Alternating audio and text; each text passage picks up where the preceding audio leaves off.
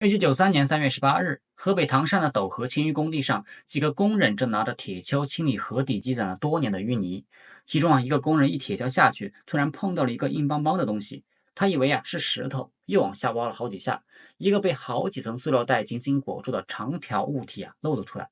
当时在场的人都围了过来，看看这个在河底不知道埋了多少年的东西都有点好奇。工人们伸手扯开已经被水泡得发脆的塑料袋，当场吓得一哆嗦，整个人往后退了2步。塑料袋里裹着的不是什么废铜烂铁，是一把乌黑锃亮的5.44式手枪，枪身还裹着枪油，哪怕在淤泥里埋了多年，依然能够看出金属的冷光。和手枪放在一起的还有4个压满了子弹的弹夹。河里挖出了枪，工地瞬间就乱了。工头不敢有丝毫的耽搁，立刻让人报了警。唐山市公安局的民警很快就赶到了现场，小心翼翼地把这把枪和弹夹取了回去，立刻做技术鉴定。鉴定结果出来的那一刻，整个唐山市公安局但凡经历过80年代末那几桩袭警大案的老警察全都坐不住了。那把5.44式手枪的枪号和9年前被抢走的一把警用配枪完全吻合，它正是1987年12月24日在平安夜里被凶手枪杀的年轻民警周荣的配枪。更让所有人压抑的是，4个弹夹里1个属于周荣，1个属于1987年12月11日遇害的民警杨进福，而剩下的2个弹夹登记的使用人竟然是唐山市公安局刑侦支队2名当时还在职的刑警。尘封9年的悬案在这一刻冰面骤然裂开了一道缝。所有人都在问同一个问题：这2个属于在职刑警的弹夹怎么会落到凶手的手里？答案只有2个可能，要么凶手就是这2个刑警中的一个，要么凶手能够毫无障碍地接触到他们的警用装备，甚至凶手就在他们身边，就在公安队伍里。调查立刻指向了这2个弹夹的流转记录。民警翻出了当年枪库的领用登记本，一页一页的核对，最终发现这2个弹夹早在1984年和1986年就已经调配给了同一个人，唐山市公安局刑警大队的侦查员刘辉。时年32岁的刘辉，革命军人家庭出身，北京铁路公安局警校毕业，毕业后就被分配到了唐山市公安局刑警大队当侦查员。工作期间他因为表现突出，先后被记大功1次、3等功1次，还有2次居党委的通报嘉奖，是当时局里备受器重、前途一片光明的年轻刑警。而最让人不寒而栗的是，从1987年第一起袭警案发生之后，刘辉就一直是这起连环大案专案组的核心成员，是骨干侦查员。整整9年他都坐在了案情分析会上，和其他的警察一起研究怎么样抓到凶手。我们今天要讲的就是这起发生在1987年到1988年，震动整个河北警界，追凶9年才最终告破的唐山系列袭警夺枪案。故事的开端要从1987年11月1日的那个晚上说起。1987年11月1日晚上8点左右唐山市路北区天已经完全黑透。80年代末的唐山城市建设远不如现在，街面上的路灯不多，光线昏黄，很多小路一到晚上就漆黑一片，路上的行人也寥寥无几，偶尔有几辆飞鸽自行车或者永久自行车驶过，清脆的车铃声在寂静的夜里能够传出的很远。53岁的桥屯派出所民警张恩佐刚值完班，正走在回家的路上。他从警多年，这天因为所里的事情比较多，下班就比平时晚了一些。他拐进了一条平日里常走的小路，这条路是回家的近路，两旁是低矮的平房和斑驳的院墙，路灯比大路上还要昏暗，风一吹路灯光摇摇晃晃，地上的影子也跟着来回晃。张佐没有想到，就在他身后10几米远的阴影里，一个黑影就像壁虎一样贴在了墙上，无声无息地跟着他走了很久。那双眼睛在黑暗里泛着冷光，像一头盯着猎物的孤狼，耐心地等待着最佳的动手时机。就在张佐走到小路最昏暗的一段时，那个黑影突然动了一下，他没有发出任何的声音，快步地从背后冲了上来，手里握着一把提前准备好的铁棍，朝着张佐的后脑勺狠狠地砸了过去。一声闷响，张佐连哼都没有哼了一声，当场就倒了下去，昏厥在地，鲜血瞬间从他的后脑勺流露出来，浸润了地面。黑影蹲下身，快速地翻遍了张佐身上的所有的口袋，把他的制服口袋都翻了出来，动作很急切，像是在找什么东西。但翻了半天他什么都没有找到。周围呢隐约传来了脚步声，黑影呢不敢多做停留，迅速的起身，钻进了旁边的黑暗里，消失得无影无踪。后来被送到医院的张佐，因为抢救及时，捡回了一条命。但因为后脑勺遭到了重击大脑受到了不可逆的损伤，记忆变得很差，身体呢也彻底垮了。没过多久就只能够病退在家。他到最后呢都没有能够说清楚那天晚上袭击他的人到底长什么样子。民警赶到了现场呢，就立刻展开了勘查。现场呢没有目击者，张安佐本人呢处于昏迷的状态，无法提供任何的线索。除了几枚非常模糊的足印之外呢，现场没有留下任何有价值的痕迹物证。一开始呢，警方对这起案子的定性呢有两种不同的方向。有人觉得这是一起报复伤人，毕竟张佐从警多年，办过不少的案子，得罪过一些人，很有可能是有人怀恨在心，伺机报复。也有人觉得凶手呢把张佐的口袋翻了个遍，会不会是用来劫财呢？但只有少数人注意到了一个细节，张佐当天晚上是没有随身携带自己的警用配枪的。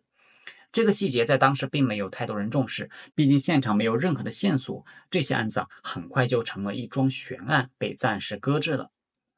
谁也没有想到这只是一个开始。那个潜伏在黑暗里的凶手，并没有因为这次失手而停手，他只是等待着下一个目标，下一次动手的机会。40天之后，1987年12月11日晚上9点左右，第二起案子发生了。遇害的呢是唐山市路北区西窑派出所的民警杨庆福，时年45岁，从警20年，是所里出了名的拼命三郎，办事认真，铁面无私，在当地老百姓的口碑很好。那天晚上的杨庆福值晚班，穿着便服走在回家的路上。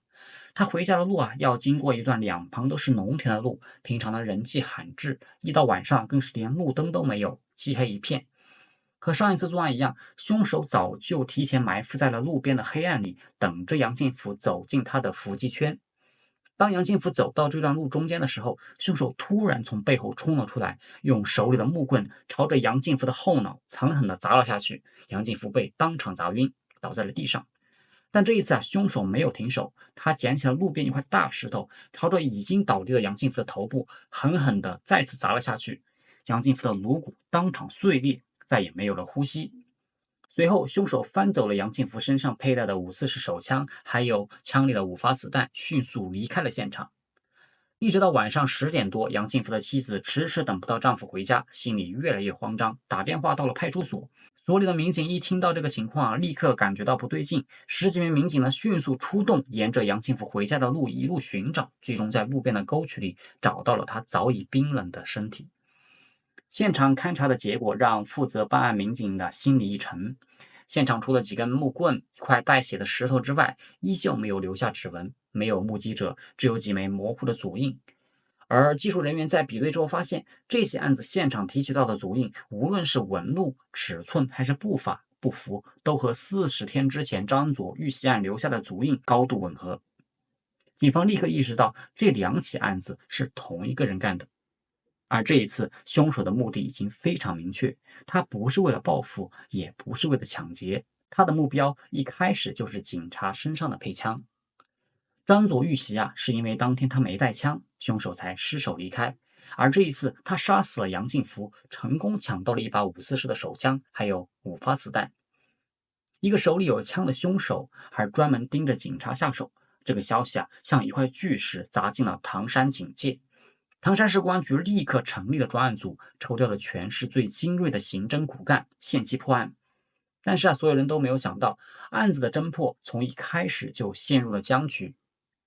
现场呢没有任何有价值的线索，唯一的足印呢太过模糊，根本无法锁定嫌疑人。专案组呢只能划定大范围，对全市有前科劣迹、会接触枪支、符合身高体型条件的人进入了拉网式的排查。可排查了2个多月，走访了无数人，依旧没有任何的进展。就在警方焦头烂额的四处排查的时候，那个凶手又一次动手了。而这一次，他的残忍和嚣张出乎了所有人的意料。1987年12月24日平安夜晚上9点20分左右，唐山市路北区一声清脆的枪声撕裂了夜晚的宁静。遇害的是西窑派出所24岁的年轻民警周荣。他和杨进福是同一个派出所的同事。当天晚上，他刚把女友送回家，从女友家里面出来，跨上了自己的26寸飞鸽自行车，准备回宿舍。他根本没有意识到，就在不远处的阴影里，那个手里握着枪的凶手已经等了他很久了。和前两次背后偷袭不同，这一次啊，凶手直接从巷口的阴影里闪身而出，正面拦去了周荣的去路。周荣呢被突然出现的人影吓了一跳，职业本能让他立刻警惕起来，厉声喝问：“你是什么人？站住！”凶手没有回答，他只是抬起了右臂，手臂伸得笔直，动作标准的如教科书一般。在他的手里，黑洞的枪口稳稳地对准了周荣的胸膛。那把枪正是13天前他从杨庆福的手里抢来的544式手枪。周荣的瞳孔猛地一缩，下意识地想去摸自己腰间的配枪，但一切都太晚了。砰！枪响了，巨大的冲击力让周荣向后趔趄了2步，重重地摔倒在了地上，当场没了呼吸。周围的住户听到了枪声有人壮着胆子从窗户里往外看，远远地看到了一个黑影，快步地走到了倒地的周荣身边，拿走了他身上佩戴的544式手枪，还有枪套的12发子弹。随后呢，那个黑影跨上了一辆停在旁边的26寸飞鸽自行车，不慌不忙地蹬着车，消失在了夜色里。因为天黑加上极度的恐惧，目击者根本没有看清凶手的长相，只能够提供一个非常模糊的体貌特征：中等个头，男性，看着30岁上下，穿着深色的衣服。现场勘查的结果让整个唐山警界陷入了前所未有的恐慌。弹道比对的结果显示，射杀周荣的子弹正是从杨庆福手里抢走的那把枪射出来的。短短的2个月时间3起针对警察的袭击，2死1伤，2把手枪被抢走。凶手如同一个幽灵，来无影去无踪，专挑警察下手，而且每次动手都干净利落，几乎没有留下任何的线索。消息很快就在唐山传开了，各种传闻在坊间肆意流传。有人说唐山来了一伙黑社会，专门杀警察，要杀够99个警察立威。也有人说凶手是从边境流窜过来的悍匪，手里不仅有枪，还有手榴弹。那段时间呢，唐山的基层民警人人自危，很多民警上下班再也不敢穿警服，全都换上了便服。原本走惯了近路小路也不敢走了，宁愿绕远路，走灯火明亮人多的大路。晚上的唐山街头行人比平时少了很多，沿街的住户也早早的关了门，整个城市被一层恐惧笼罩着。专案组的压力更是大到了极致，案子惊动了公安部，上级部门不断催促着案件进展。可专案组的手里，除了那几枚模糊的足印，还有目击者提供的模糊的体貌特征，再也没有任何有价值的线索。就在侦查工作陷入了停滞、一筹莫展的时候，一件诡异的事情发生了。这件事直接把整个专案组的侦查方向带进了一条死胡同。1988年4月5日，清明节，也就是周荣遇害的100日忌日。这天早上，周荣的女友李小楠正准备出门给周荣扫墓，突然听到了房门上传来咚的一声巨响，像是有什么东西狠狠地钉在了门上。李小楠吓得浑身发抖，对着门外喊了好几声是谁，外面都没有任何的回应。他壮着胆子慢慢打开了房门，门外空无一人，只有门板上用图钉狠狠地钉着一张画。那张画是用铅笔画的，画工很粗糙，可内容却让人不寒而栗。画面上画着3个穿着警服、配着手枪的男性，旁边还有一个赤身裸体的女性。画的两边歪歪扭扭的写着几个字：老警、周、杀绝、稳准狠。字写的大小不一，东倒西歪，一看就是写字的人刻意改掉了自己的书写习惯，不想让人认出来。李小兰当场就被吓哭了，立刻拨通了报警电话。专案组的人很快赶了过来，小心翼翼地取下了这张画。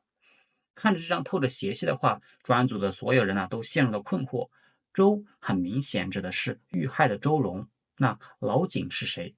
是另外2个遇袭的民警，还是凶手自己的代号？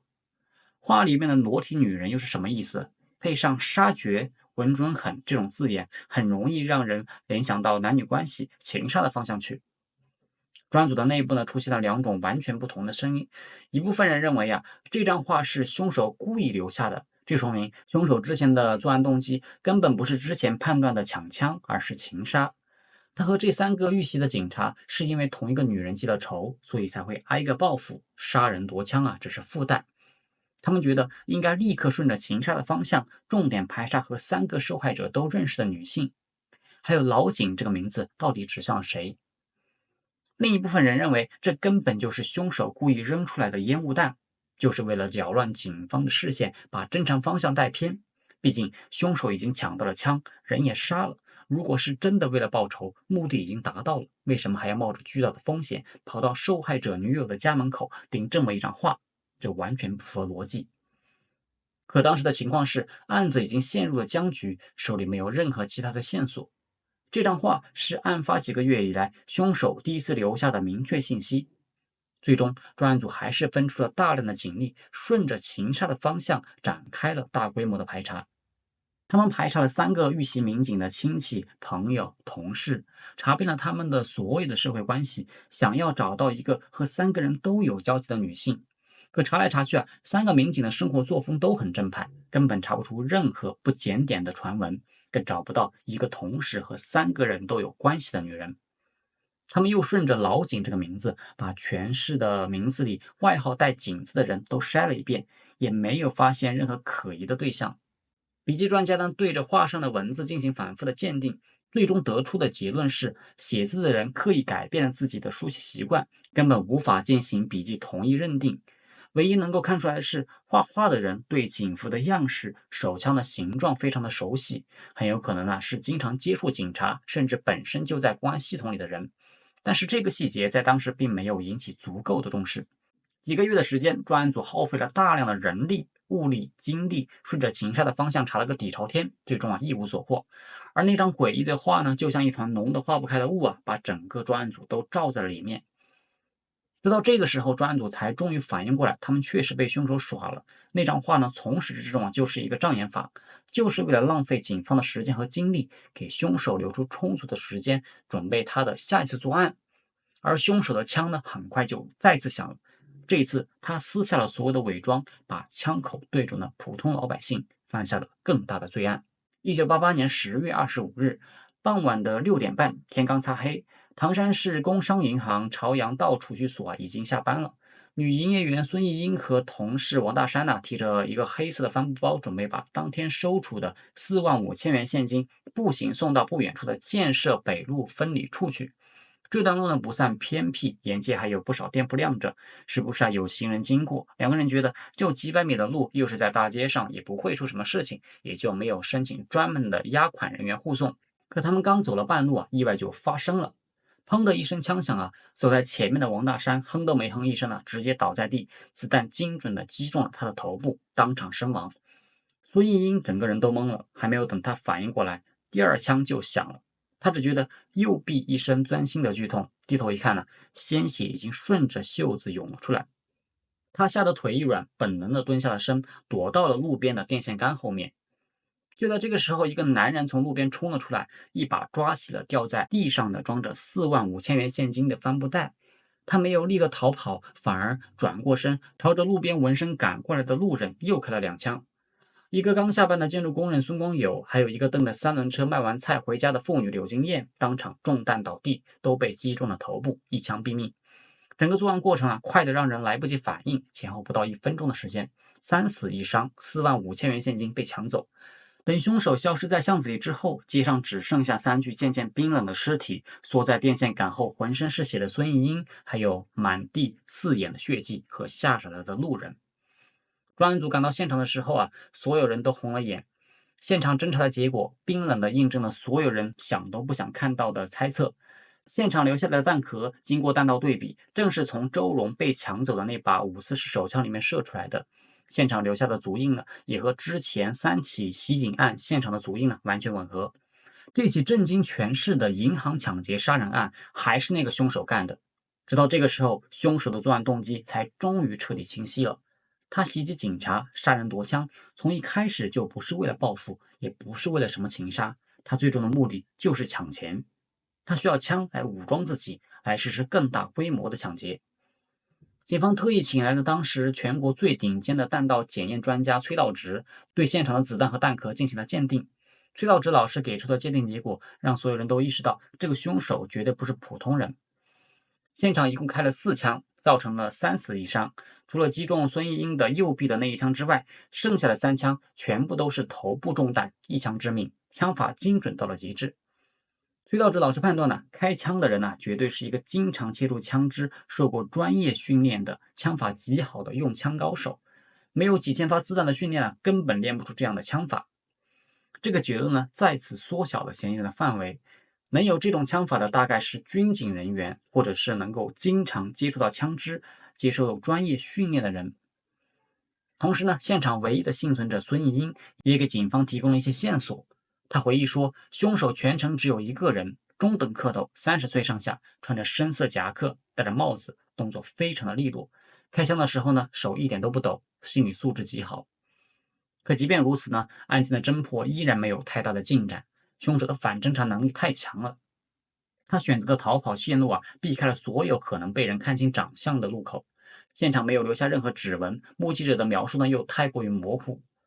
时间一年年的过去，这起连环大案慢慢变成了唐山公安系统里一桩压在所有人心头的积案悬案。专案组的人呢，换了一茬又一茬，当年负责案子的老刑警呢，有的退休了，有的调离了，可那个凶手啊，依然逍遥法外。那2把被抢走的警用手枪，像2块沉重的石头，压在每一个唐沙警察的心里，也压在了受害者家属的心上。每年到了案发的日子呢，局里都会把那厚厚的、已经泛黄的卷宗拿出来，重新翻一遍，重新梳理一遍线索，可每一次啊都是无功而返。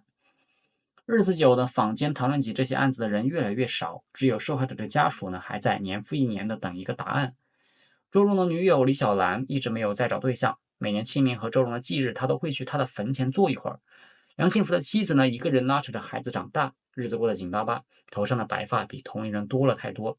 侥幸活下来的张佐恩呢，身体一直不太好，常年卧病在床，连当年遇袭的细节啊，都慢慢记不太清了。而那个制造了这一切的凶手，就像一滴水融进了大海里，彻底没有了踪影。没有人知道他到底是谁，他藏在了哪里，更没有人知道这个凶手整整9年里一直都穿着警服，坐在专案组的案情分析会上，和其他警察一起分析自己的作案手法，研究怎么样抓到自己。其实啊，在这9年里，不是没有人怀疑过刘辉，甚至啊有2个人早就把嫌疑人的目标锁定在了他身上。第一个人呢是刘辉在警校的老师，当时啊在唐山警界有着枪神之称的王秀宇。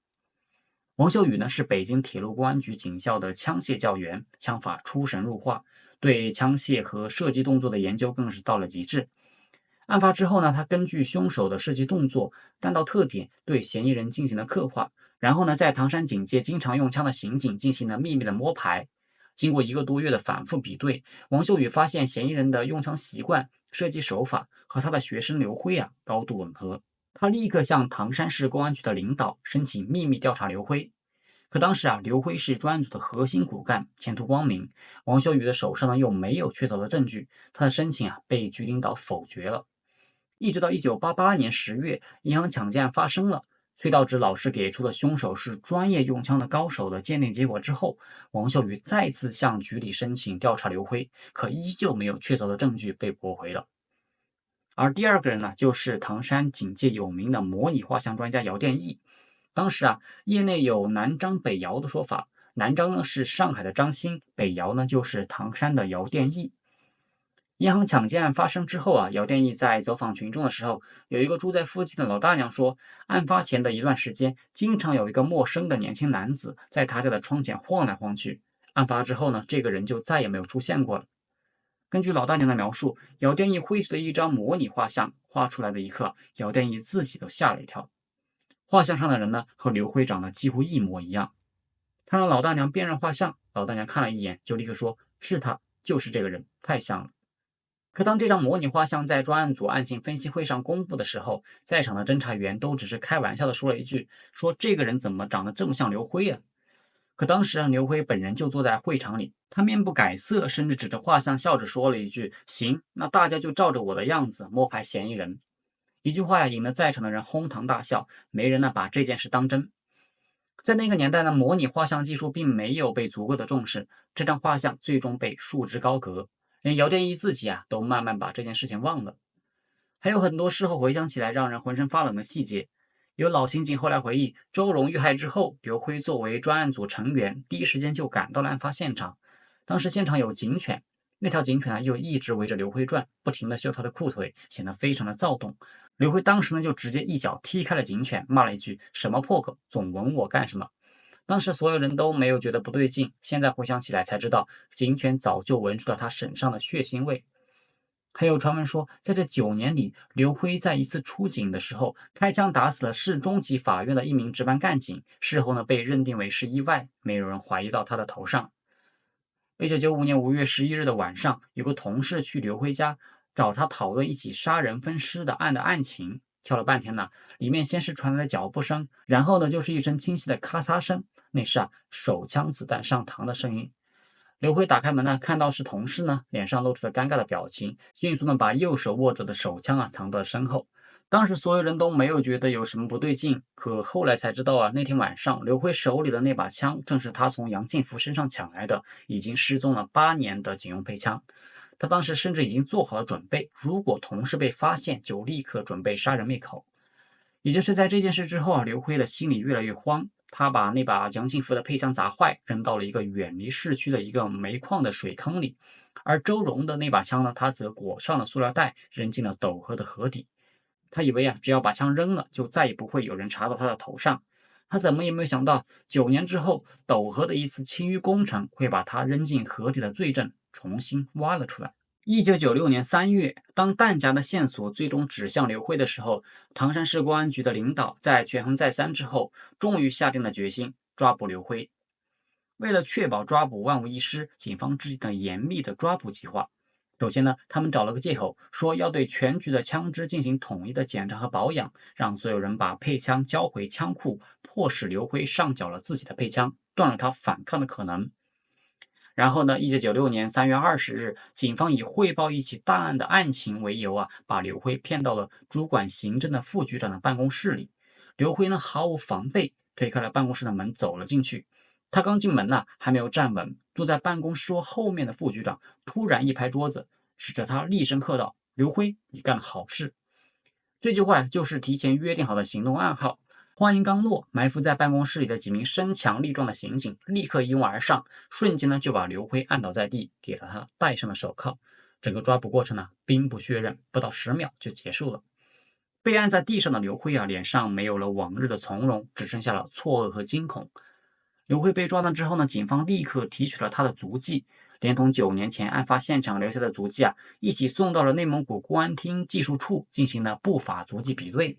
当时内蒙古公安厅的步法追踪技术冠绝全国，传承的是步法追踪泰斗马玉林的衣钵。很快呢，鉴定结果就出来了，现场提取的足迹和刘辉的足迹、步法、步幅特征完全吻合，可以认定为是同一个人所留。铁证摆在面前，刘辉的心理防线彻底崩溃了，他终于开口交代了自己的所有罪行。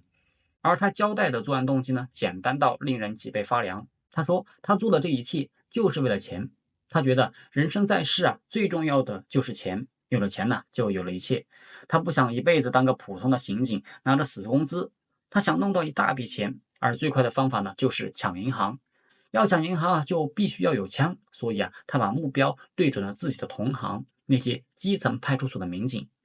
他交代1987年11月1日，他第一次动手就选择了53岁的张佐，因为呢他年纪大，体质弱，容易得手。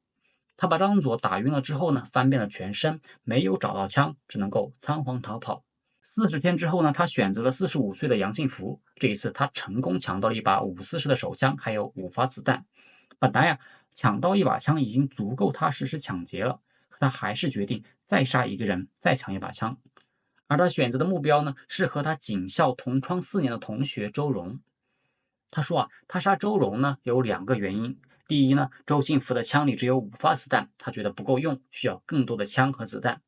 而更重要的是，他要灭口。就在杨庆福遇害之后不久，周荣和几个警校同学一起聚餐，喝酒的时候闲聊谈起了这2起袭警案。周荣当时半开玩笑说：“这样子我知道是谁干的。”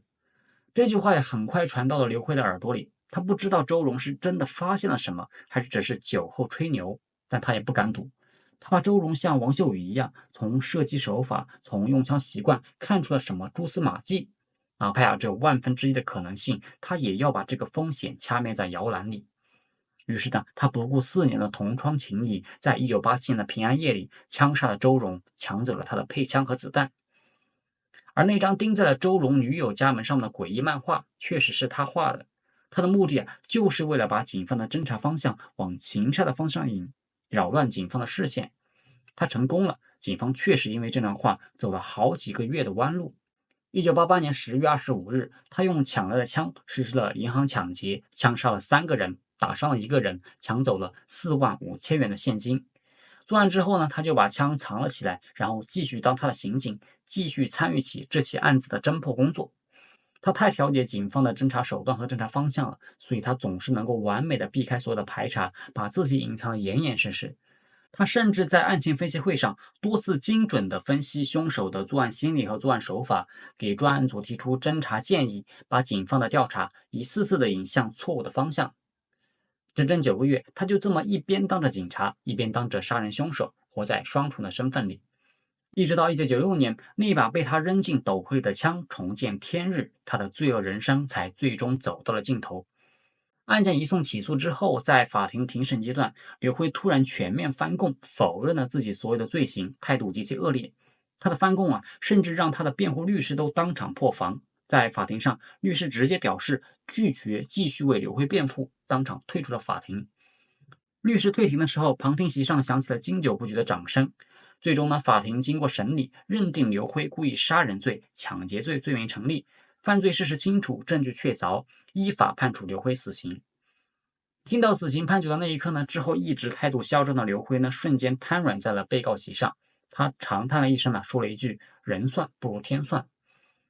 这起持续了9年，震动了整个河北警界的连环袭警夺枪大案最终以凶手伏法落下了帷幕。被刘辉扔进了斗河里的周荣的配枪被警方找了回来，而那把杨庆福的配枪，因为当年的煤矿水坑早已变成了化工厂的工地，最终没有能够被找回。今天的故事呢，就讲到这里，我们下期再会。